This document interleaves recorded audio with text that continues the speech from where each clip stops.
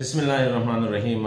नाज़रीन अस्सलाम वालेकुम। नाज़रीन, आज और मतलब है कि आज जो तैयारी हो रही है शंघाई कोऑपरेशन ऑर्गेनाइजेशन की जो 23वीं सरबराही गवर्नमेंट की सरबराह जो है उनका इजलास हो रहा है। इस्लामाबाद पूरी दुनिया में फोकस है और मैं समझता हूँ कि आज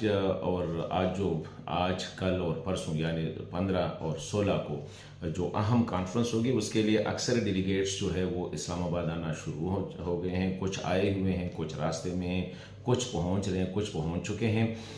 ये जो थोड़ा सा मैं बताता चलूँ कि जो शंघाई कोऑपरेशन ऑर्गेनाइजेशन है इसके इस वक्त तकरीबन 10 जो है इसके परमानेंट मेंबर है, जिसमें China, Russia, Belarus, Pakistan, India, Iran, Kazakhstan, Kyrgyzstan, Uzbekistan और ताजिकिस्तान ये इसके परमानेंट मेंबर हैं।